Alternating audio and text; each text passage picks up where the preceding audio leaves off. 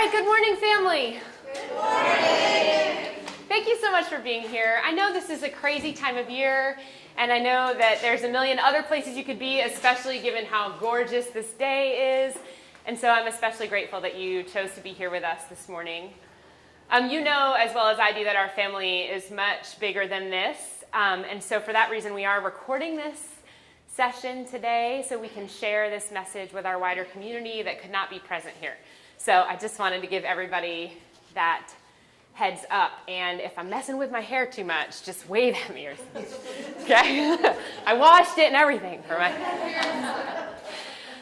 So I'm really excited to talk to you this morning about some of the things that we have happening at ECC right now, based on the strategic plan that we put together in 2016. And when we started the strategic plan, one of the really intentional things that we did was to begin every session, every meeting with prayer, because we just wanted that to be the central focus of everything that we were doing. And we used our ECC prayer. So in keeping with that, I wanted to invite you to join me this morning in saying our ECC prayer. You wanted to announce. Oh, Joanne, thank you. Could you silence your cell phones for us? Thanks. I was like, did somebody text you? What's happening? Notice I had no problem not doing the meeting in order to talk about it. Yeah, great. Priorities. Yes, if you would silence your cell phones, that would be wonderful. Thank you. Let us pray. Almighty God, you have so linked our lives with one another that all we do affects, for good or ill, all other lives. Deliver us from the service of self alone, that we may do the work you give us to do in truth and beauty and for the common good, for the sake of him who came among us as one who serves, your Son, Jesus Christ, our Lord. Amen. Thank you. All right, so I don't know about you, but when I hear the word strategic plan, sometimes I can want to take a little nap. Words like strategic plan just feel outside of my wheelhouse. You're going to hear a little more about that in a second. So I decided, instead of reporting to you about a strategic plan, that I wanted to tell you a story today. So you are going to hear the gospel according to Megan. I don't know if it's going to be the greatest story ever told, but I sure think it's a pretty good story. Bear in mind that the word gospel means good news. And so I think I'm telling you good news today. And the reason I framed it this way is because when I was reflecting on how I wanted to tell you this story, the story that I want to tell is one of how I feel God has been at work in this place. You're all here because you know that God has been at work in this place for a very long time. So you're going to hear just a window of my perspective of how God's been at work here, especially in the last 6 years since I came on as the director. So here's Megan, 1991, the Porch of Boar shirt. We're not going to go through every year of my life, I promise. But this is my first camp experience in 91. And I kept coming back, mainly because of Joanne after this year, but then in subsequent years because of the great experience I was having here. And my experience here was so much a part of my call to ordained ministry. Like I think so many of you, I had a moment where I was crystal clear that there had to be a God while I was walking across the field here, because I didn't know how a place like this could exist without a God. And so for me, that was my first real step towards ordained ministry. And after growing up here, I left for seminary, I got ordained. I went down to North Carolina, where I served as a parish priest in a vibrant parish for 4 years. I baptized a lot of babies. Some of them were happy, some of them were not. But I think they were happy about the God part. I just might have been the problem. I loved parish ministry. And after 4 years, for reasons that are still not totally clear to me, felt like it was time to go. Kept waiting for God to make clear to me where to go next. Usually when you have a job and you're ready to leave that job, you go to another job, right? Y'all know how that goes? So I kept waiting for the next job to become clear to me, and every time I tried to find the next job, there was no clarity. And so finally, the clarity that I did feel was it's just time to leave and to take some time off and to travel. And I had a willing husband, and so that's what we did. We spent 6 months just traveling all over the country and having some different experiences and doing some things for him and his career. And it was a good experience for us. And then I just figured that God would make it clear when it was time for me to do that next. So when I was in North Carolina as a priest, I was involved in one of their camp ministries there, which was called Hugs Camp. Hugs Camp looks just like Bridge Camp does now. It was a camp, integrated camp for high school students and special needs campers. I stole Hugs Camp, hook, line, and sinker, to bring it here to ECC. And we had gotten a promotional video made for Hugs Camp.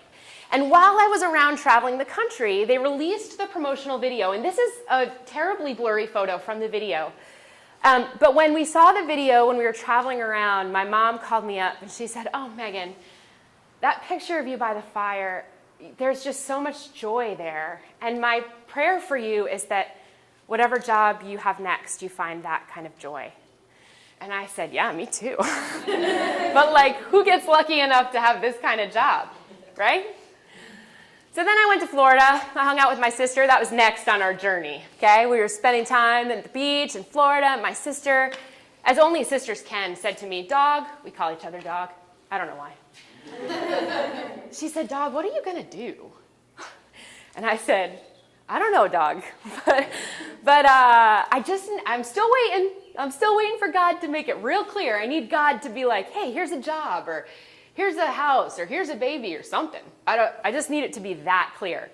And she said, "Okay." And I said, "But we are getting to the point where I'm a little nervous about the timeline. If God wanted to like get there, that would be fine." So not 2 hours later, she and I are sitting in Panera together, and I pull up Facebook on my computer, and I have a message from Susan Carpenter saying, "Hey," Susan was the director here at the time, the program director, saying, "Hey, I've been following your adventure, and I'm just wondering if you've thought about coming back to Rhode Island, and I'm asking for a reason." Susan was ready to go to full-time parish ministry, and she felt like I was somebody to talk to about the possibility of taking over here. So when you're a priest and somebody asks you to consider a job, there's a way you're supposed to answer. And the way you're supposed to answer goes like this: "Well, let me pray about it. Let me discern where the Holy Spirit is calling me." That's like the right answer. So you can see I answered that way. If you can't see back there, I said, yes. Because when you say to God, "I just need the message to be really clear," and God gives you a really clear message, you don't need to be like, "I'm going to pray about it." Okay? So I said yes. And before I knew it, I was here, sitting in that chair as the director of this camp, which was much more complicated than I anticipated. Different than being a counselor, it turns out. But without question, experiencing the joy that I experienced at Hugs Camp and feeling like this was the place that I was called to be.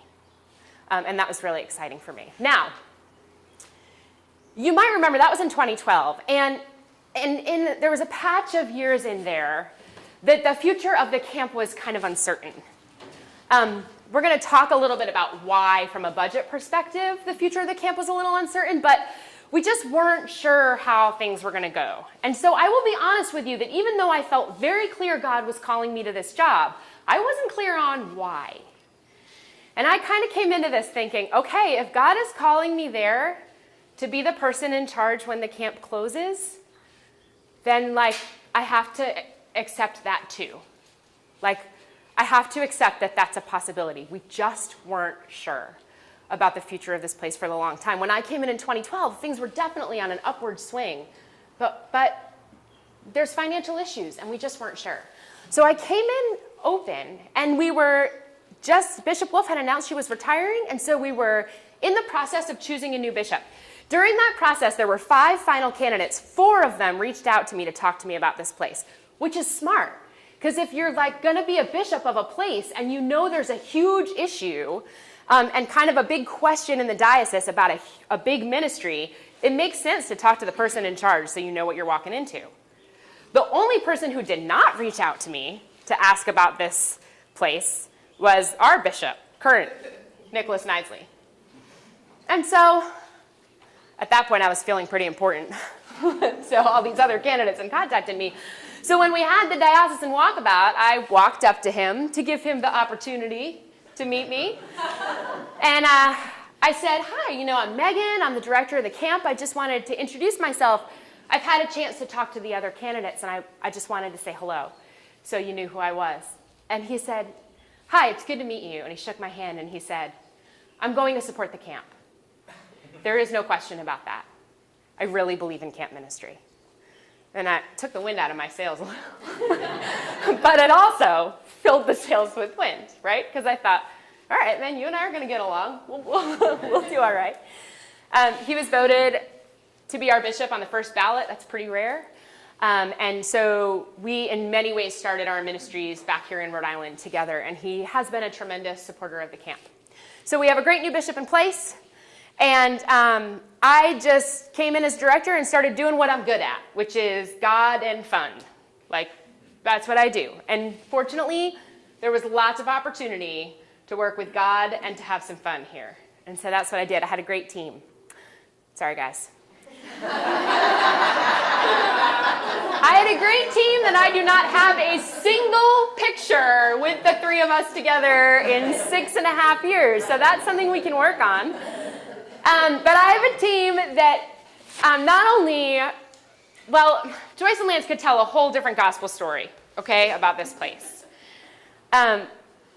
Two people who worked so hard to keep this place going for a lot of years. They did all the things, and they were really good about letting me show up here and start doing ridiculousness, and they know how to have some fun too, and they know how to do the God situation too. So the three of us have just, got to it. And they helped me all the times I made mistakes. There were plenty of those times. So we had a good time, and things were going good. I was doing what I knew how to do, and we were doing the best we could. But we still had a small issue. These numbers are very small. I'm going to walk you through them real quick. This is the budget. Now listen, I'm like, I like God and fun. I don't number. Numbers are like not my thing. But I know enough about math to know when there's an issue with it, okay? So this is our budget. These are our budgets from 2015 to 2018. It's really just kind of the big numbers at the bottom. So let's take 2016 as an example. Our revenue, the amount of money we made in 2016 was $454,000. The amount, that's good, right? $454,000, that's right, we're doing all right. The amount of money we spent was $623,000. Does anybody math? Okay? They call that in the red in the budget world. So that left in 2016 about $169,000 that needed to be covered. And what has happened since our inception is that the diocese helps fund the ministry. The diocese, with the money that they receive in apportionment money from the churches, provides the money that we need to bridge the gap between our expenses and our income. And they have been doing that since we started. And Episcopal Charities has been doing that since we started. Episcopal Charities kicks in another $77,000 a year for us to operate. So we are incredibly reliant on the diocese to fund this ministry, which for a long time was okay, because the way church worked, the money was there, the people were here, church just kind of happened. We didn't have to do like a ton of work to make church happen. It's just what everybody did. And then the culture changed a little bit, and church trends changed a little bit. And the reason why our future was uncertain is because the diocesan financial situation was a little uncertain, and our churches were becoming more uncertain as we tried to figure out what to do financially. And so that was the question is, hey, can we keep this? We are the biggest line item, right, in the diocesan budget, this place. And our budget is a portion of the diocesan budget. We're merged.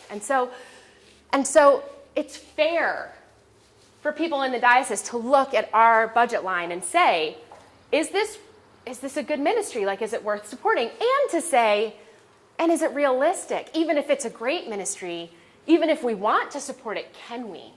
Right? And so there needed to be a solution. So I knew enough to know that we needed a strategic plan.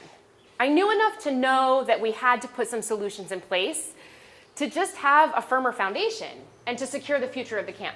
But I don't strategic plan. Like it's just not in my wheelhouse, I felt pretty proud of myself that I could identify we needed one. But that is where my skill set ended. And frankly, I was so busy trying to figure out how to run a camp. There wasn't even capacity to figure out how to do it. So I kind of just put it on the shelf and said, all right, if we're meant to do a strategic plan, there's going to be a way to do a strategic plan, okay? And then Dennis came along. He rode in on his noble steed. So Dennis is he's here with us today. You're going to hear from him in a minute. Dennis is he's a member of Epiphany Church in East Providence. He has a very impressive background in business, from which he retired. And for reasons that are still sometimes unclear to me, decided that he wanted to spend his time working with the diocese and being our chief financial officer. And we're sure glad he did. So Dennis, if you're the chief financial officer and you're in charge of this big old budget, and you look at the big old budget and you see the biggest line, and you recognize that red situation, then you ask a question, right? And so Dennis kind of gently asked some questions and talked to me and said, have you thought about doing a strategic plan? I have a lot of experience doing that, and I think it would be great for us to work through that. And so again, when God makes something real clear, this is kind of the moral of my story, everybody. When God makes something real clear, you got to go ahead and do it, right? So I said, sure. Dennis and I prayed hard about it. We put together a fantastic strategic discernment team. He and I both served on it as well.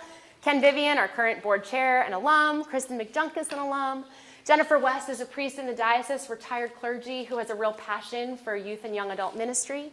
Marissa Rainey, many of you know Marissa, was a recent staff person here and brought a valuable perspective. Veronica Tierney is a priest in the diocese, is involved in many diocesan ministries, and has worked as visiting staff here. And John Cook worked with us in a very limited capacity. John is the director of the Barbara Harris Camp and Conference Center in New Hampshire, which is the diocesan camp for the Diocese of Massachusetts. Go figure. We think ECC is far away, but they have to go to a different state. And John is on the board of the ECCC, which is the national group of Episcopal camps and conference centers. And so he brought some really fantastic perspective for us as we were just trying to figure out where we were. So we had two guiding principles in our work for this strategic plan. And the first, as I have already mentioned, is that our objective here was not to figure out what our plan was for ECC. Our objective was to figure out what God's plan was for ECC. And that's why, like I mentioned, we started every meeting with prayer. It was so important to us that this was spirit-based and that we were listening for God in this process and not for any of the other voices. And you know, in any process like this, there's plenty of voices, okay? So we honored our religious tradition while using the business tools, by instilling prayer and storytelling, like I'm doing today in the process. One of the first things we did was send out a survey that you may have seen and participated in to the community, asking a bunch of questions. What's good about camp? What could use some work? And then what's a story that you have from when you were at camp? And within 48 hours, we had over 200 survey responses, which is, I think, when we really caught Dennis's attention. Because that's an incredible response rate for a survey. Like, incredible. In such a short period of time to hear so much and to hear such impassioned stories about the way people's lives have been changed here. I want to just quickly share this one with you, which stuck out to us so much.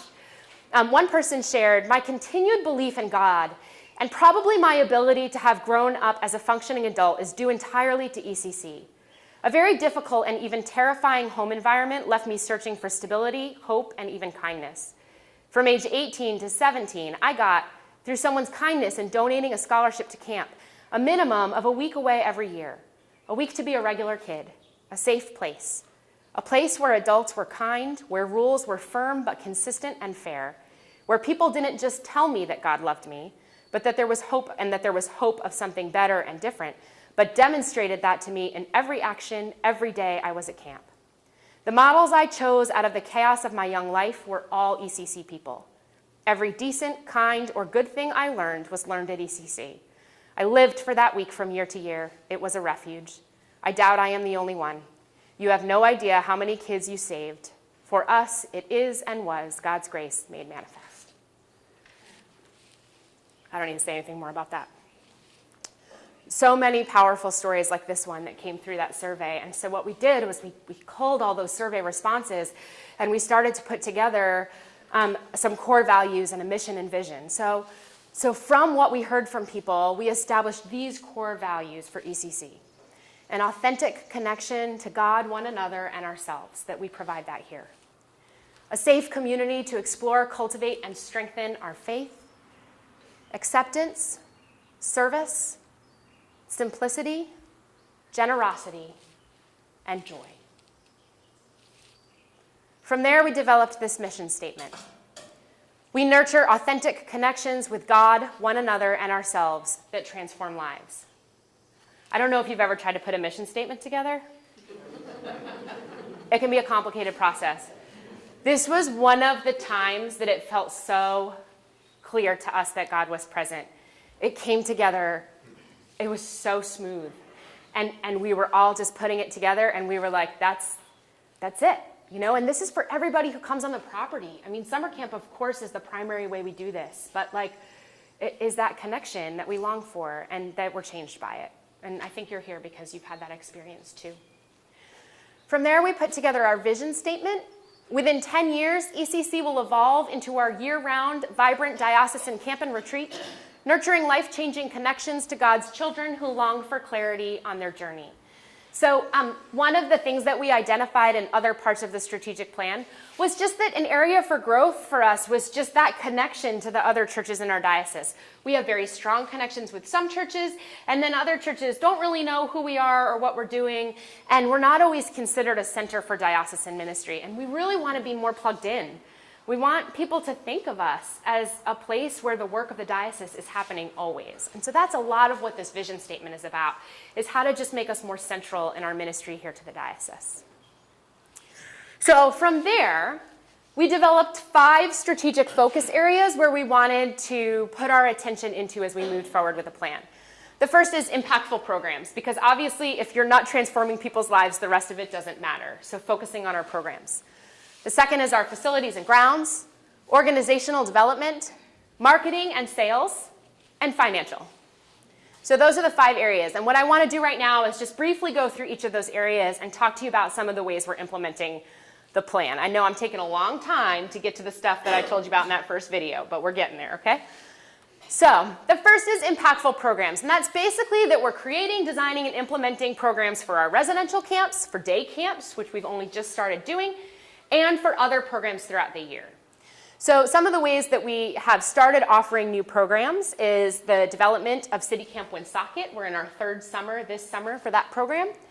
Little Explorers, which is a day camp for children aged 4 through 7. We created a Halloween Village event, which invited member churches from the diocese to come in and decorate a cabin. We had a great time. This photo that I've added is from Halloween Village. I put it up here not only because that's the cutest chicken you ever did see, but also because this family just came in off the street. They heard about the event and they showed up, and that was one of our primary goals. Like, we just wanted to have fun together. That was it. It wasn't a fundraiser. It wasn't anything. It was like, let's just have a good time, and we did. So you should come this year if you didn't come last year. And we're offering an adult conference this fall for the first time. We're hoping to start putting adult retreats in place we have private groups that book here all the time, but we're hoping to put some adult retreats in place because, as it turns out, teenagers are not the only people who need to get away and connect with God. Crazy, right? So we want to offer some of that as well. And then just ongoing improvements in our current programs to make sure that we're offering the best programs that we can. So that is some of the ways we're focusing on impactful programs. The second area is facilities and grounds. You all know this Sales Homestead has been here since 1760, as have some of the buildings, which makes for a little bit of work for Lance. And one of the things that Dennis noticed is that we hadn't put any significant capital funding towards our buildings and grounds for a long time. So if you were able to see the numbers on that budget slide, last year in particular, there was a very large gap between our income and expenses. And it's because Dennis made a point of allocating a lot of money so that we could do some of the improvements that have really been needed here. So we focused on facilities and grounds, just maintaining and upgrading the current ones, exploring what new buildings or improved buildings we might need to meet our ministry, and then having an operations plan to just make sure that we're keeping up with what needs to happen here. So Lance has been very, very busy. The first thing we did, which was actually members of our strategic planning team, But we did a facilities evaluation that we borrowed from the Boy Scouts of America. So Veronica Tierney and Ken Vivian spent a long day here in the property, and they went into every single building that we have and explored the whole property. And it got a grade based on criteria that the evaluation provided. And so they graded every building on the property. We're really good at connecting to God, but we had some other things that needed improvement. And so they went through and did that for us, which gave us a great baseline for considering where to go next in our planning.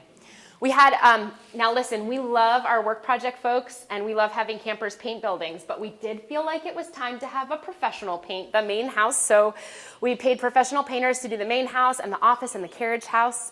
And not only did we paint it, but Lance and his team went around and made sure that all of the boards along the house, the ones that needed to be replaced, were replaced. So we weren't just slapping paint on a board that you could have tugged out with your hand.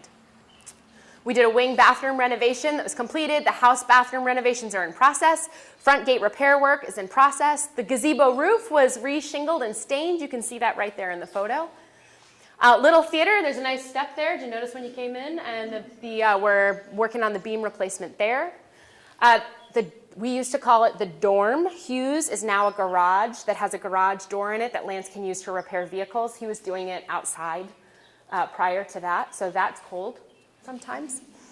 The dispensary is not there, so I encourage you to take a tour out there. We have a really pretty trailer for this summer. I'm going to talk a little bit about why that is. The dispensary was one of the oldest buildings on the property and had no foundation, which I guess you need. I don't know. Foundations are like budgets for me. I'm like, sure, they're important. We did a lot of kitchen renovation. Guys, we did something crazy. We put the pots and pans sink where we wash the pots and pans near the dishwasher. Whoa. I know, instead of near the stove where you cook. It's crazy. The kitchen looks incredible. New countertops, new cabinets, the whole thing. And then, but in addition, like lots of other work, but we didn't want to be here till tomorrow talking about all the facility improvements. And then after that Boy Scouts of America evaluation we took a look at it, and I'm sure you will be shocked to learn that the kind of number one thing that came up that needed to be replaced, like stat, was the bathrooms. I know. Wait, really? I know. They're so great. So we have put together a plan to build 2 new buildings on the property. So the first is going to be a new dispensary and bathroom that is going to be at the site where the trailer currently is, okay? This is a T-shaped building, so at this, what you're looking at right now will be the dispensary portion, and then this back section will be the bathrooms. Okay, so the goal, we've applied for a Champlin grant. We're hoping to hear back from them. We have about $50,000 raised already towards this building. You might hear from us about some additional fundraising moving forward once we hear about the grant. And our hope is to get this building started construction over the next year. So this is very hard to see, but this is the nurse's station right here if you come in this door. It's got a waiting area. It's got 3 resting rooms because if you're sick, it's nice to not have to share a room with somebody else who's also sick. Am I right? We have a bathroom here close to the resting rooms, and then a nurse's station where she or he can dispense meds. And then here we have this whole section will be the boys' bathroom. So this area will kind of head towards Silehammer, and this door will be facing closer to like Meter and Fisk, that direction. So lots of toilets, new showers, and then this section will be a girls' bathroom because we often have girls that stay in that area for winter retreats, and then the compound, the yellow cabins behind the house, women stay and live there as well. So this will help us. Right now, when we have weekend retreats, it's heavily trafficked in the wing. It's a lot of wear and tear in those bathrooms. So this gives us an opportunity to use these. These will be heated, and so they can be used year-round. So, cool, right? I know. Wait for it. This is our replacement for the Higgins John, which is a plywood building. Which is not super well insulated, and so we have ongoing plumbing issues there because there's like nothing you can do to save those pipes in the winter. So this would be a new Higgins John, just a rectangular building. Ladies, that's 9 showers. It's 9 showers. In both of these bathrooms, we have a kind of handicap bathroom shower stall with a closed door. We're welcoming more and more transgender youth to our camp as campers and counselors, and we just wanted to accommodate for that in our bathrooms to make sure that they had a place, should they choose to have it, for privacy. So, and also obviously to meet our handicap needs as well. But both of the bathrooms accommodate for that in each space. So we're pretty excited about this. New bathrooms. All right, so our third area of focus is organizational development, which was to just take a look at the way we run, to create job descriptions, to try to do salary reviews, to have performance evals, to look at our organizational structure. Do we have the staff we need? Do we need to restructure a little bit? And then figure out how to do training to help our current staff to do their jobs in the best possible way. So we've spent quite a bit of time doing that. I'm sure you've noticed that Sarah Clark is new to our, well, over a year now, but it's new, new to our team. The big outcome from that work was to establish that we really needed a director of administration. And so Sarah came in full time to do that work. Sarah has worked with us before. I cannot say enough good things about everything that Sarah has done for us in 1 year of working here. It has really been incredible and helped us do so much more of this work with the strategic plan. We've brought in Joanne Harrison part-time to help us with marketing, since that is also one of our goals. Craig Halverson has been working with Lance part-time as a property assistant, because all that work doesn't just do itself. So we've needed to bring in some extra help there. We were able to get accredited by the American Camping Association in 2016, which was a huge accomplishment for us. We'd been talking about doing that for a long time. And so part of what that has offered us is access to ACA trainings and conferences and a whole network of support. So that has really helped as far as the professional development that was a goal for us. Our fourth area is sales and marketing. So, one of the things is that if we're focusing on our program and we're focusing on changing lives, then we need to have people here so we can change their lives. And so we really wanted to make a point of focusing on how to reach people and how to invite more people to come and have a camp experience. So we talked about putting together a marketing plan, collaborating with the diocese, and we also talked about putting together a pricing plan and scholarship plan. So if you've registered for camp in the last couple of years, you'll see that we put it together a tiered pricing model, which what that does is just allow people to choose a higher price. Our base price is the price that we have had camp at for many years now, but we offer 2 levels of pricing that if you have capacity and inclination, you can pay. And if you don't, that's fine. And if you can't meet the first tier, then we still make scholarship available, because generosity is one of our core values, and making this place accessible for anyone is a critical part of who we are. But if you happen to have the money and the desire to help support the program, you're invited to just make almost an extra donation with your camp fee. And so we've seen a great bump in our income revenue from the tiered pricing. It's been really excellent. We also put together just a more robust scholarship committee to help with that process, because that had been just kind of loose for a long time. And so that scholarship process has been really outstanding and just helped make for a cleaner system so that everyone knows how to do it. So we've certainly implemented those 2 things. We have a monthly marketing plan that we're working with. Joanne's been doing church visits, and we've been trying to get out there and let people know about our work. We're doing a friend discount this year, y'all. We're like Oprah this year. Everybody gets a discount. You get a new camper discount. You get a friend discount. Your friend gets a discount. You get a discount. You can bring all your friends, and then secret, you don't have to pay for camp because you get so many discounts that your camp is free. So there's a promise here, okay? You get a discount. You get a discount. We did 2 open houses this year because there's a chance not everyone can make only one day. The tiered pricing and scholarship I already talked to you about. All right, next in our marketing work, friends, we're talking about rebranding. Here's what happens. Oh my gosh, I have this incredible camp. I'm the director of this great camp. You've got to come. It is the best camp ever, you guys. You've got to come. Okay, sure. What's it called? It's called the Episcopal Conference Center. So then you have to say something like, I promise it's more fun than it sounds. Because I don't know if you've ever talked to a teenager, but conferences don't sound like fun, okay? So I was talking to my camp staff about this, and Molly Barnett, who's Susanna's daughter, if you know Susanna, she's been on staff for a few years. I said, what do you do when they say, what does ECC stand for? And she said, oh, I have a whole method for that. I just jump right over the question, and I say, it's out in Pasco, and this is what we do. It's really fun. So bear with me. We are talking about adjusting the name of our center, okay? No, I'm not talking major, okay? Because the ECC, it means something to me too. But I would like the name of our center to suggest that we are a camp. I know. So here's what we're doing. I don't have a name. I'm sorry. I don't want you to get excited. There's no reveal on a name today. We're still working on that because that is as much a discernment process as anything else. When you hear that name, I want you to think, oh, that feels right in my heart. That's the goal, but it just takes a little while to figure that out. But this is our current branding, okay? I think, Sandy, you did this beautiful logo in the upper left here.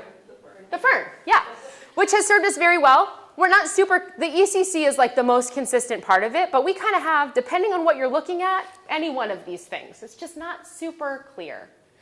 And so what we're talking about wanting to move to is just something like this. It's not going to be a blue dot. But for example, new name, Camp and Retreat at the Episcopal Conference Center. So you know how Rhode Island is the state of Rhode Island and Providence Plantations? We just want to be in keeping with our state here. So we would keep some version of ECC in the longer name of our center, but there would be a camp name, Camp and Retreat to begin with. See what I'm saying? So it would be Camp New Name at the Episcopal Conference Center, and a logo. I'm also not a graphic designer, but this is kind of what we're talking about, okay? You can sit on that. There's going to be a lot of time for question and answer at the end here, so just sit on. But that is what we're talking about as the next stage of our market. So we are hoping to have that branding in place before we start registration for next summer. Okay? Okay. Next, financial sustainability.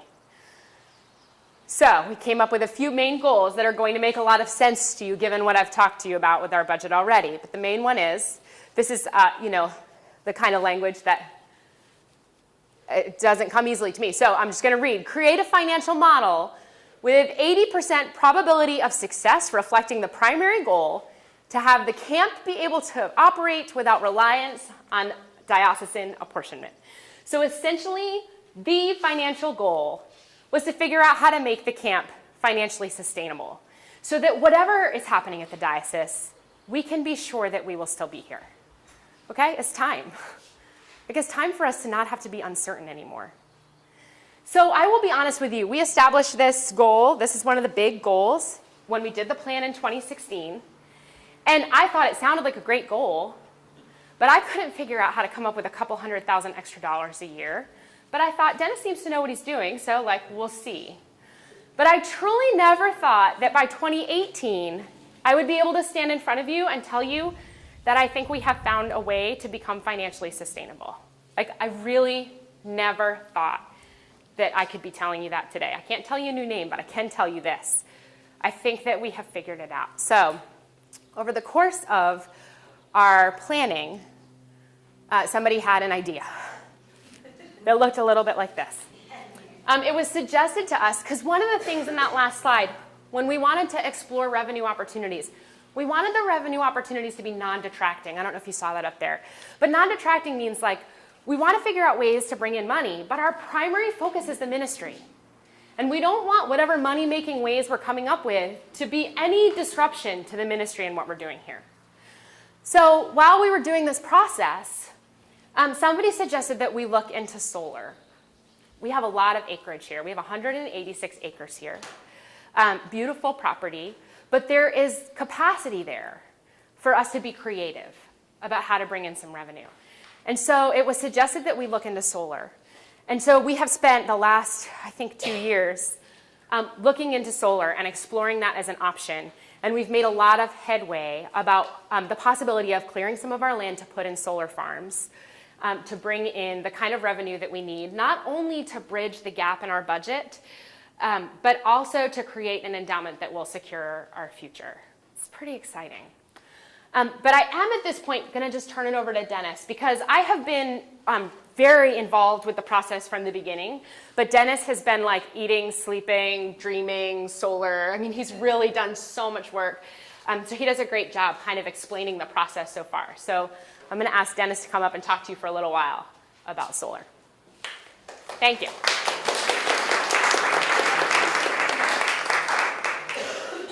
Good morning. Can everyone hear me in the back? Oh, great, good. So before we get into that, I've got to talk just a minute, if you're okay, about that picture that was put up on. Because there is a story behind this. So 2 years ago, I was on vacation with my kids, and I was unfortunately thrown off a horse and injured and hurt. Required surgery and about a year and a half of physical therapy. So you know the old story about if you get off the horse, you got to get back on the horse? I took that to mean that it didn't have to be the same horse. So I picked that horse. That's about as close as I'm going to get to a real horse again, even though I grew up in Virginia and lived on a small farm in a small town. And actually had a horse growing up. Never got thrown off till this one, but what an experience if you ever get thrown off a horse. I did not grow up Episcopalian, and growing up in Virginia, unfortunately, I wish I lived in this area, didn't have a chance to attend camp. So I'm not a camp alumni. I come with a different perspective. I've practiced different faiths, depending upon where I lived in the country largely, but Catholic, Lutheran, fundamentalist is how I grew up. And then I just found my home. And that's the way I think of it. 12 years ago, I went to Church of the Epiphany in East Providence. I live in Bristol, so I think I travel about 17 miles to church each day and back. I drive by 2 other Episcopal churches to get there. It just feels like home. And I mention that because I got more involved in the church in my parish, and then I became on the Finance Commission, a strategic planning force for the diocese. And then one day, the bishop had the canon of the ordinary invite me to lunch. If that ever happens to you, there is no such thing as a free lunch. I have retired from business. I spent decades in the secular world, and it was a chance for me to answer a calling. I had been feeling this calling. And so I came on as a volunteer staff person. So this is not a job for me. I'm here as a calling, and I'm so thoroughly enjoying what I'm doing because it's making a difference, and that's what I'm hoping we can do here.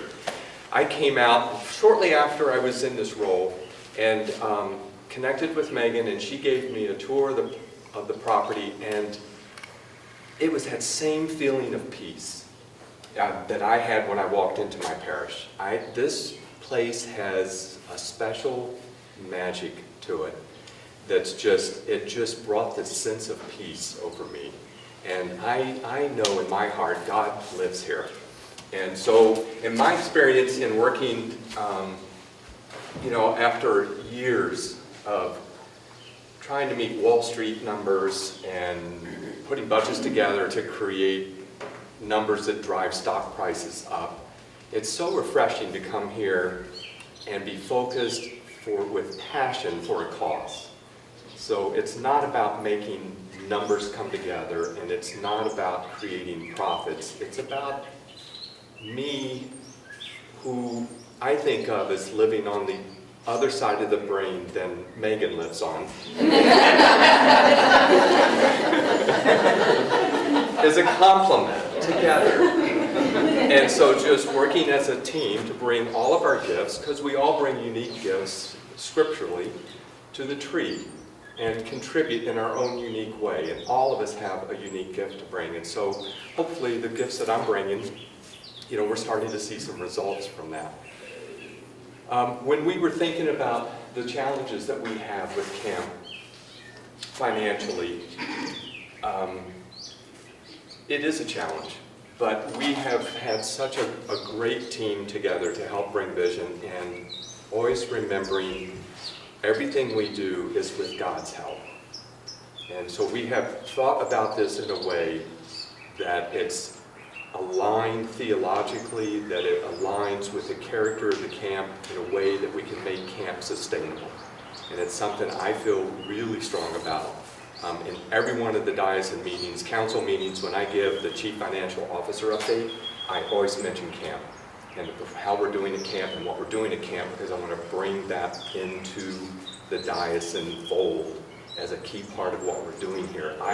Megan's right, I was absolutely blown away by the survey results. Not only the number and timing of how quickly they responded, which shows a lot of passion, but consistently story after story after story, how this week at camp and has transformed lives. And so it's a really important mission, and I thoroughly believe that God is helping to reveal and helping us to understand the way that we can make this happen.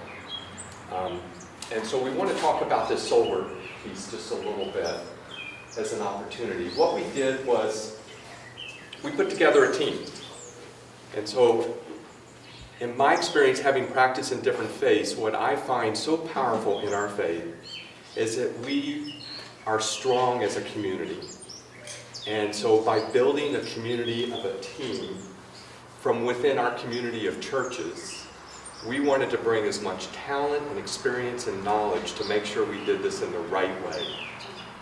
And so we have been blessed. I help coordinate the team. Megan is on the team.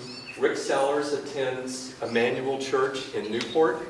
He has 30 years experience in solar at a global level. He's lived in Africa and Europe. He has developed solar arrays in terms of square miles in size. He was, for 8 years, in charge of research and development for the International Energy Agency, living in France. He was a consultant to G8, which is the community of countries that come together worldwide. He was the consultant on solar to G8. And he was a consultant to the Abu Dhabi government to help them develop a solar strategy. So he knows quite a bit about solar.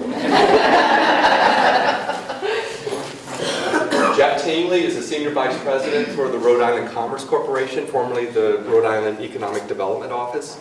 He attends Grace Church. He has helped bring a perspective within Rhode Island of solar projects that have been implemented here locally, understands the regulations, understands government subsidies, and attends Grace Church, as I mentioned. Anita Schell, who is the rector at Emmanuel Church in Newport, she founded locally Rhode Island Interfaith Power and Light. Her husband was a contributor to him founding that nationally. It's an advocacy group for renewable energy among faith organizations in wind and in solar. And so it was Anita that connected me with Rick, and Rick then connected us with Jeff.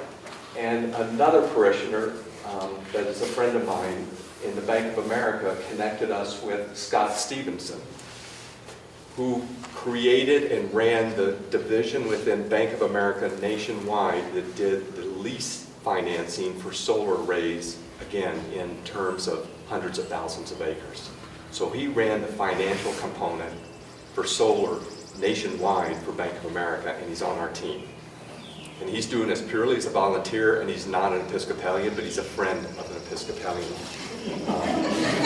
So keeping the thread going of community. Rich Sayre is our chancellor. He's an attorney in Newport and has a tremendous amount of experience with zoning and real estate, which will be an important component of this, and is the lawyer or the attorney for the diocese.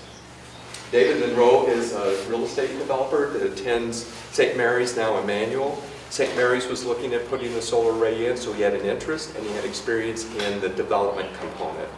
And so he has been on our team. This team has been meeting since, I would say, we came together in late last year when we started bringing team members in to help us navigate through the process, because implementing this solar array will be the biggest decision point the diocese has made since the 1960s. So we don't want to mess it up. It's important to the diocese, but more importantly, it's important to camp. And so the way to get through a process like this, from my business experience, because I have no experience in solar, but I have a lot of experience in business, And the way to get through that is to bring the talent and the experience into the team to make sure that we leverage their gifts so we can make a great decision around this. So this team looked at it, and I think the first thing we all collectively did was just kind of look up at how high and long the hill was ahead of us, because this is not an easy thing to do. So I would say there were some milestones we had to step through to make this happen. And I would say in the beginning, I would have characterized this as we were exploring the idea. And as we migrate through some of these milestones, I would say we are pursuing the idea, which is where I think we're at right now. And if we get through one more milestone, I would say we're committed to the idea at that point, because we've gotten through the key milestones that could basically blow up the deal. 3 big ones. So the first thing we had to do was reach out to National Grid and say, we're going to generate a whole ton of power. Can you accept it in your system? Will the wires carry it? Will the substation handle it? And they came back in April and said, yes, we can take the power. That was a huge milestone. But they said you're going to need to do a study to kind of frame up exactly how much it's going to cost to get it connected. And so we're in the process of doing that now. That won't be a deal killer, it's just framing up the cost side of it. The next big hurdle we had to get through was we looked at the generous bequest of this property to the diocese that turned it into ECC.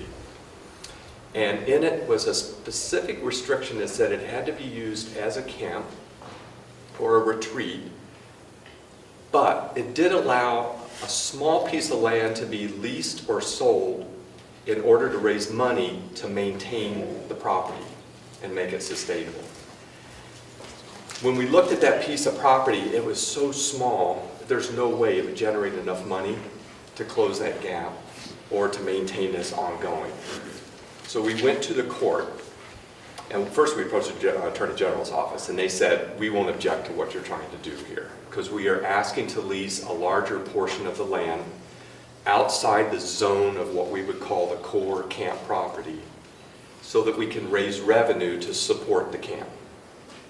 And the Attorney General said, not a problem at all. We can't endorse it, but we won't object to it. That's the way the legal process works.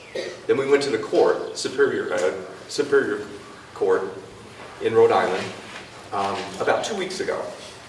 And the judge, we presented our case, we had to give all this background. I had to present an affidavit showing these numbers and why we need to do it and the rationale behind it. So we get there and our attorney stands up and he starts to speak and the judge interrupts him and says, Counselor, I have read all of the material you have sent me. And she said, this looks like to me it is totally makes sense. And not only does it seem reasonable, it appears to me to be necessary. So I approve your summary judgment. It took all of 1.5 minutes for her to come to that conclusion. I was so nervous.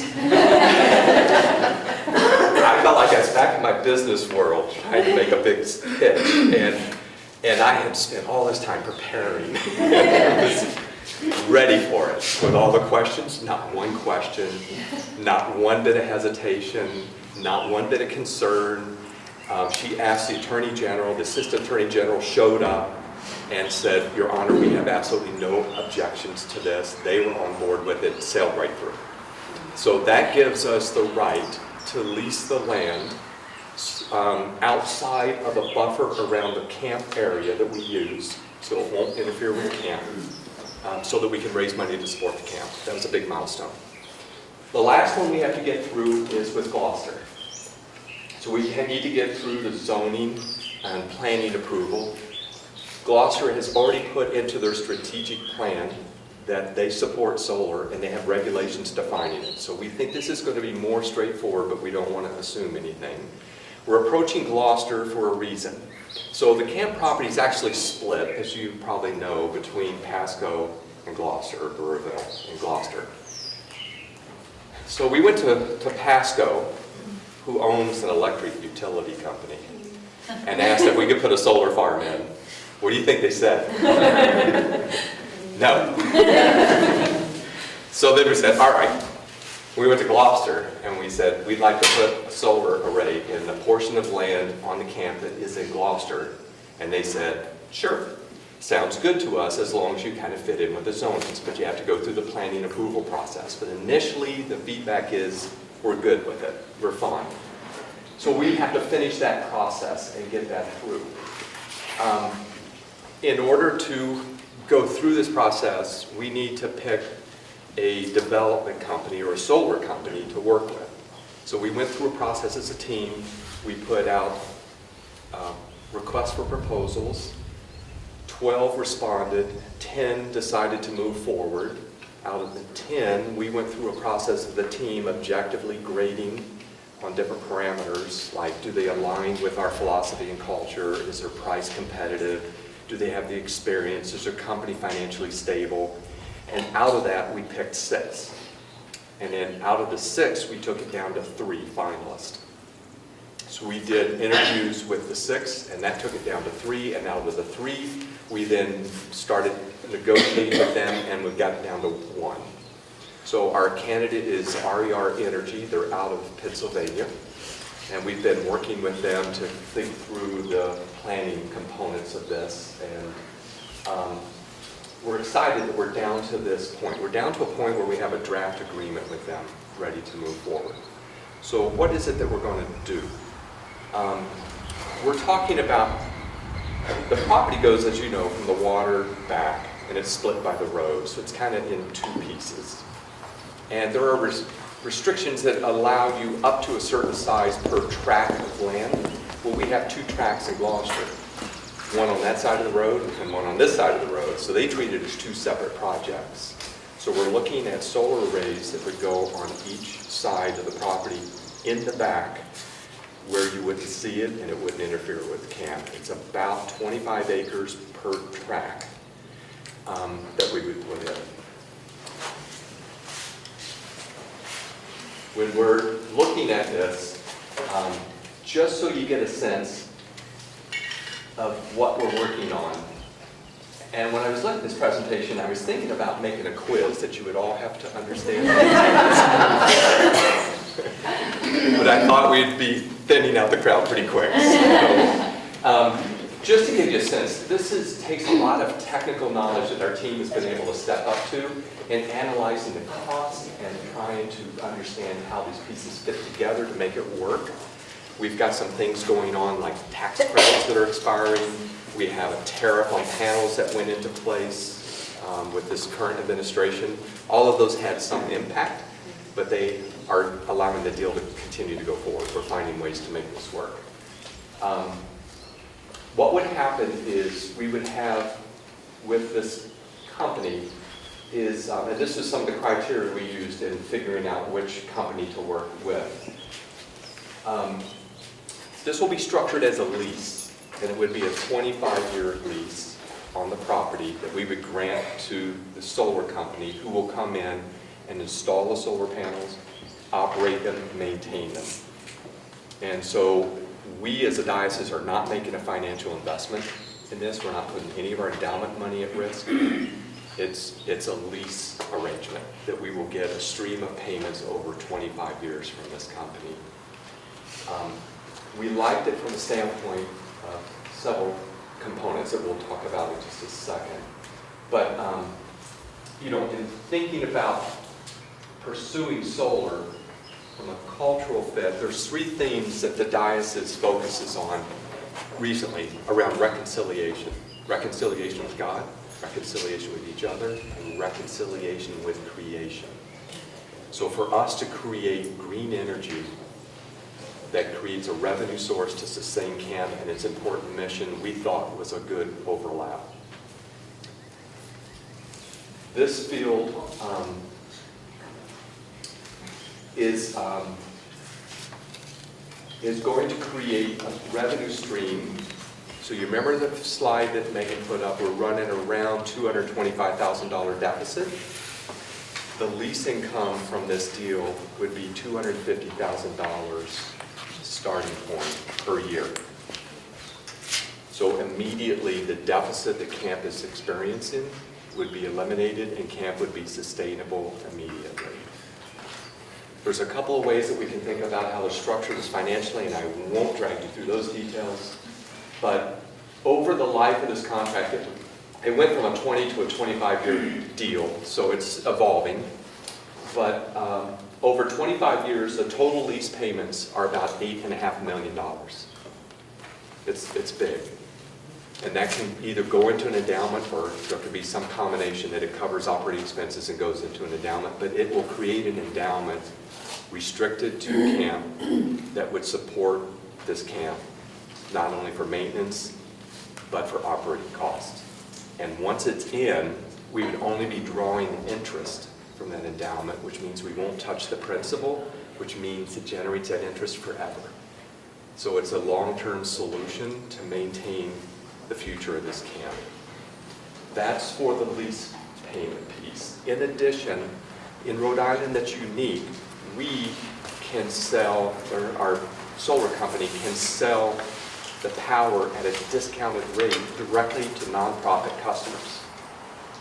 All of our parishes are nonprofit, and they in many cases own the rectory. So we can sell power back to the parishes at a discounted rate that allow them to participate in reducing the carbon footprint and saving on their electric bills.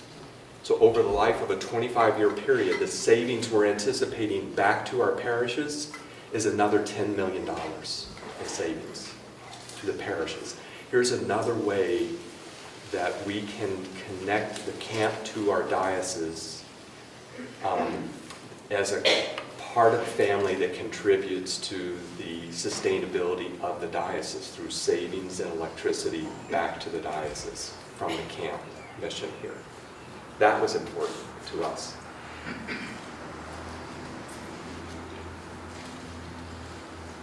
When we're going through this zoning process, there's a component here that we're paying particular interest in, and that is the environmental impact. So we do have to take some trees down to put this up. So how are we thinking about managing that process? Because I know for some individuals that's a very sensitive piece. So what we are doing is, with our partner, working with different entities within the state. So we met with an engineering forester, with the Department of Environmental Management, DEM. We have met with the person in charge of the Audubon Society in Rhode Island, and we're meeting with the Nature Conservancy to get input on how can we manage this process. Yes, we have to take some trees down, but what can we do to mitigate that? So one of the things that we are proposing to do is to, as we clear the land, take a count on trees that are over a certain size and diameter, like 6 inches, and replace every one of those trees with a tree in a different location. So the same number of trees taken down that are substantial in carbon reduction are replaced elsewhere, either on the camp, in our parishes, or with an organization in the state that has this as their mission, to replace trees. That's one. Two, the plantings that will go around the solar fields will be pollinating plants, so we can increase the bee population. That's another species that's really threatened by climate change, and so we want to support that as an environmental effort. Three is, when we look at the studies and trying to educate around solar panels and the reduction in carbon and how much power are we going to generate, over the life of this contract, we will reduce approximately 228,000 tons of carbon dioxide from the environment. So it's a big number. We will generate enough power to support, just kind of give you relative terms, approximately 2,000 homes could be supported with this, with green energy. So what's that? How's that relative? Pasco has 1,600 homes. So we could power all of it if they would let us. We could power all of Pasco and still have 500 homes left in Gloucester or some other location to power. So it's a lot of power that you're generating. In relative terms, in 2015, we would have been the second largest solar array in the state doing this. And so we think that this alignment with trying to be sensitive to environmental, reducing carbon output, making the camp sustainable long term, savings opportunities to our churches to help with their financial stability. There's something in the mix here from above, we think, that's helping guide this process. And we really think we're on to the right solution here. So we need to go through the zoning process. We are being sensitive. We cannot touch wetlands. There's buffers. There's setbacks from boundaries we have to comply with. And we're working through all that with an engineering company that specializes in solar. And then we would expect by the end of this year, if it continues to proceed as it has been, we should start construction in December, assuming everything continues to proceed. We would possibly be operational in spring of 2020 by the time it's completed. I'm sorry, not the end of this year, end of 19. I'm off a year. Yeah, the answer's not going to pop at the end of this year. Thank you. And we'll be available for questions at the end, too.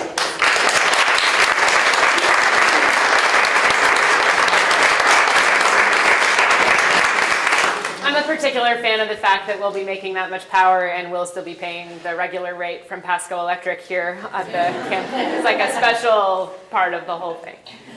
So thank you, Dennis.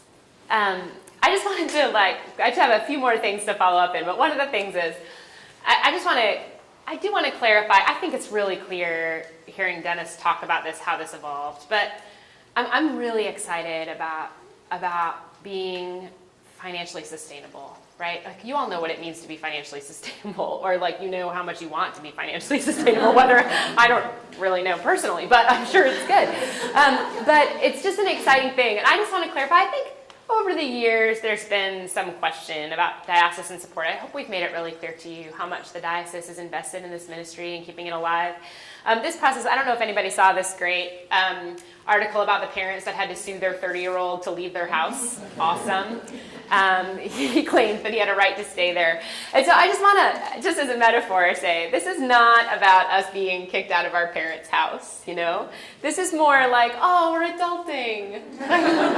Like for 70 years, we've needed to live in your basement, and now we can have you over for dinner. It's just been the way I've been thinking about it in this, silly metaphor. But I'm just so hopeful about the freedom that that's going to give us to be creative and to live into God's dream for this place and to just see what's next for us. And you know how it is. There's something to be said for having that financial sustainability so that God can really work and continue to change lives in this place. So, we're moving out without going anywhere at all. So, I lost my... Sorry. The last thing that I just want to say to you, I was talking to Susan Kelly, formerly Susan Henthorne, the other day. We were chatting. It's really helpful to talk to people who've lived in this place and been in charge here, and it was great to talk to her. And we were talking. She said, I always used to feel Canon Parsley there. I could just feel him. I thought about him all the time. And it was so helpful for me to hear her say that, because that is my experience as well. I did not know this man, right? He founded the camp. He made this whole thing happen by bringing up groups of young people who were willing to do work projects on the property. Maybe it's because his name is still over my office door, or because I see his face everywhere in the house. Maybe that's why I think about him all the time. But I don't think that's what it is. I think there's just something about being in this chair, in this place, and having the honor of being a steward of this environment that is incredibly overwhelming. And so, I don't want to get emotional. But it's just important to me that the thing that I need to say is that, I hope we've made it clear that it feels like God's hand has been in this process, but I wouldn't stand here in front of you if I didn't feel like I could do it with integrity, and if I didn't feel with my whole heart like this has been Spirit-led, and that it is in keeping with who we are and who we want to be and how we want to create change in people's lives for the better and how we want to bring people closer to God. And so I can't say for sure if he would approve of everything I'm doing as the director. He might not have been into Zumba. I don't know. But it is my great hope that he would be proud of the way we continue to serve God and each other in this place. And so I just offer that to you as my prayer for this. You know, I'm incredibly hopeful about how we'll continue to do this together. So, we just gave you a lot of information. And we're going to do a question and answer period, but we're not going to dive right into it. I'm going to give you a few minutes. If you're an external processor and you want to talk to your neighbor first, I want to invite you to talk to your neighbor. If you want to talk to God, if you want to talk to yourself, if you can't ask a good question without running to the bathroom first, we're just going to take just 3 minutes, okay, to just do whatever you need to do to kind of collect any questions, to reflect on that a little bit and collect any questions you have. In preparation for this, I did a run-through on Thursday, which was only bad because then when the run-through was over, I felt like I had done the thing, and then I realized, it's not over yet. But I did a run-through, and the camp staff was here to provide some feedback. And Joanne just offered to me that there was one thing that I actually covered. One thing I said in the run-through on Thursday that didn't get said today that I think she makes a good point. It's really important. I keep saying, and it was in there, but I keep saying that our being financially sustainable is such a good thing for so many reasons. But what that also does is relieves that financial burden from the diocese, which in turn relieves that financial burden from the churches. Because our churches are the ones that are providing that apportionment money to the diocese, and that's not the only way our churches provide help and support for us. Our churches give us upwards of $20,000 a year to help with scholarship, in addition to the ways that they provide money to the diocese. So it's just one of those things. When I say we're going to have the diocese over for dinner, that's one of the ways that we do that, right? Is to say hey, you have helped and supported us for so long, and we're so grateful. And now it's clear that we just need to be allocating those resources in different ways to help support everybody else in the Episcopal Diocese. So I just wanted to thank you for pointing that out, Joanne. I wanted to mention that. So, does anybody have any questions? Mike, hi. Good morning. First, just as an observation, this is, in my opinion, fantastic. I didn't know any details until today, and I can only imagine my work that's going into this thing. I think it's a fantastic idea. I do have a question, which is, what is the risk, or is there a risk, or maybe sort of been looked at, for the abutters to the property, and is there going to be a public comment period? And also, I don't know the exact terrain, and I doubt you'll be able to see it back, but those that live on Echo Lake, right, may be seeing the solar field going. I'm just wondering what risk there may be for them. Yeah, just for anybody who didn't hear, Mike's question is just what the risk is with neighbors, because that, of course, when you're going through a zoning process is pretty significant, especially up in this little corner of Rhode Island. The way the solar arrays would go in, and the way our property lies, and where our wetlands are, there's actually going to be a significant amount of woodland around the solar arrays in every way. So the one that's on this side, we'll see it when we're walking to the beach. But from the beach, it's highly unlikely that you would see it because of the amount of wetland between where the beachfront is and where the array would be. Same on this side of the road. You won't be able to see it from Reservoir Road. So actually, we're the only ones that would see the array on that side. And then on this side, Gold Dust Farm, which is that other yellow farmhouse down the road, their property abuts ours in the back. It's a horse barn. So they will be able to see the array on this side. But at this time, they're the only neighbor. So we are hoping that's going to work in our favor.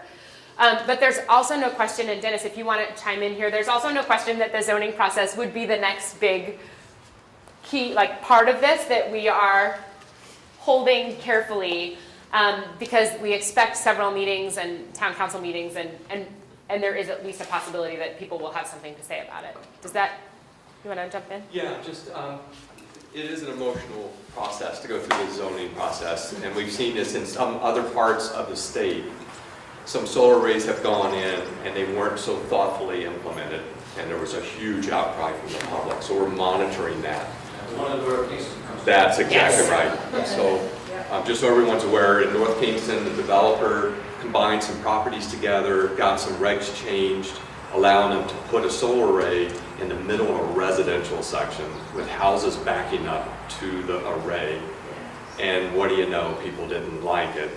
And so, I mean, who would? And it's just a shame that it's done, in my opinion, not in the most thoughtful way, and it sort of poisons the well for everybody else that's trying to do it regardless. So we are monitoring some of the pushback, and there's a growing concern about anything that's considered a commercial array, trying to slow that down or stop it. But we have supporting us an attorney who actually drafted the legislation on solar in the state, so he understands kind of the temperature in the legislature and what's going on there, and is advising us on it.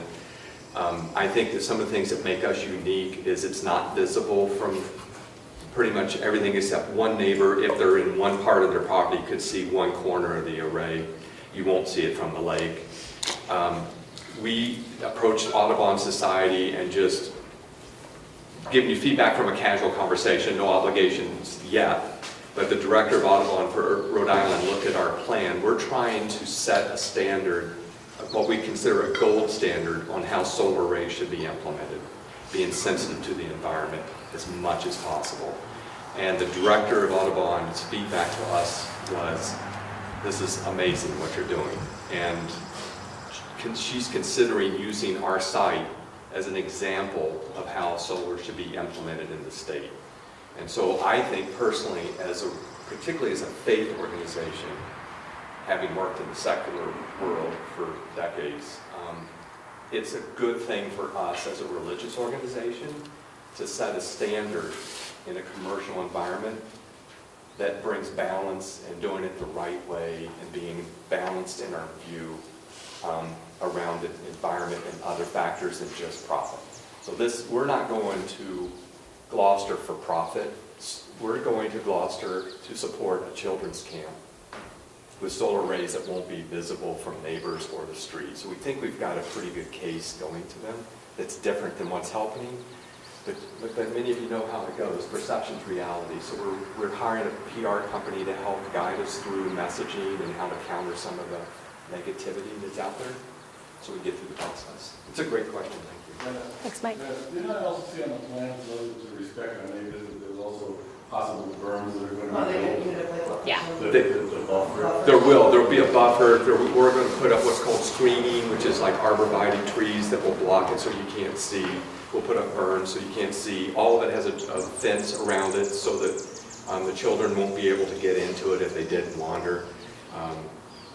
We're taking the necessary precautions on it. I will also mention too that the company that we're working with has offered, to give 10 scholarships to the camp of $75 each for campers to contribute.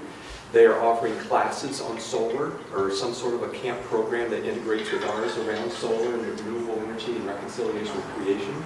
And they're going to provide an online capability so that either on their website or on the Dyson website, we can monitor the carbon reduction live as it proceeds through the 25 years. So just raising awareness, around benefits to the environment. Laura. Hi, my concern, you answered part of my question, which was security around it, not so much that the children would wander off, but that someone would come on the property. And so are there any plans for any access roads, and where would they be?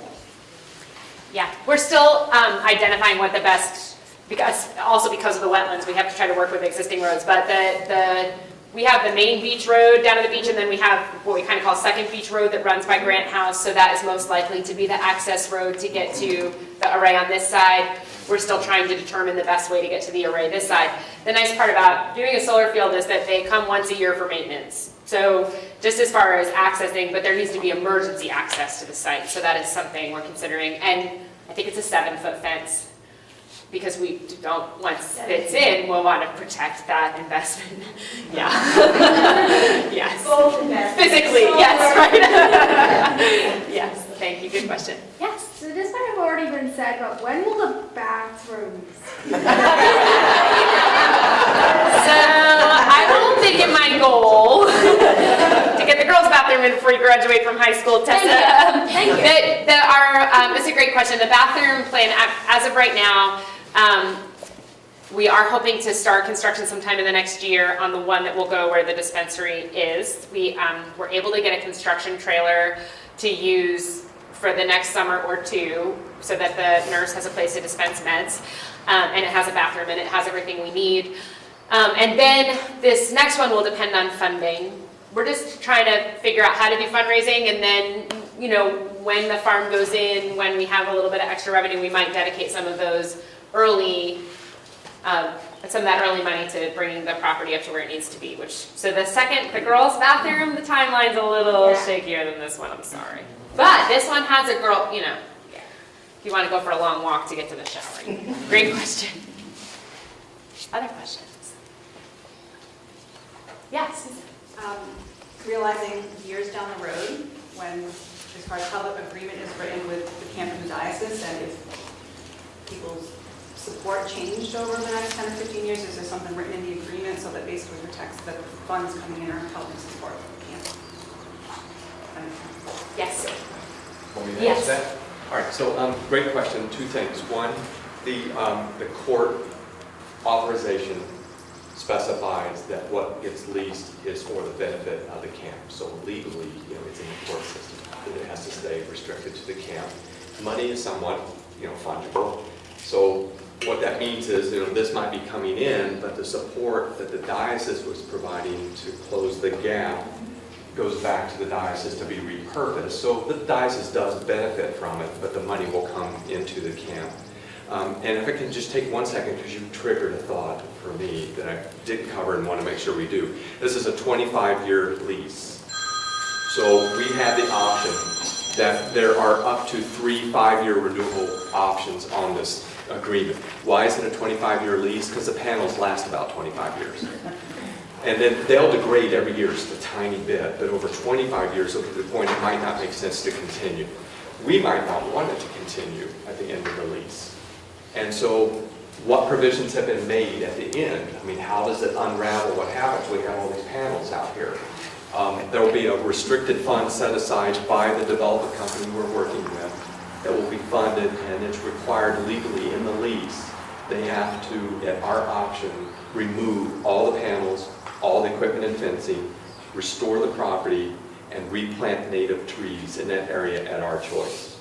So we can either leave it open, or we can put it back to forest with native trees at their expense total. It doesn't cost us anything. Or we repower the panels and just keep going and keep the income coming in, even though we're fully funded. Why not, you know, if you want to. But we're opening up that flexibility. It's temporary to create a fund that will preserve camp forever. But we could put the land back if we want to after 25 years.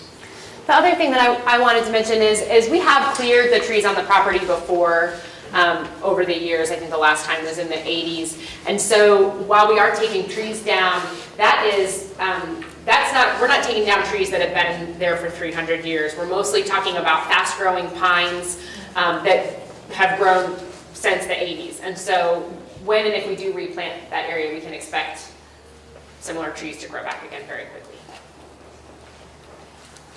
Other questions? Yeah. It's not really a question, it's more of an observation. This is a really impressive team that's been put together. I've worked in social services for 30 years and done strategic planning and all of that. And this is some of the most impressive and best thought out plans. And it's something that, being a long-term family member here, I'm really thrilled to see. This is,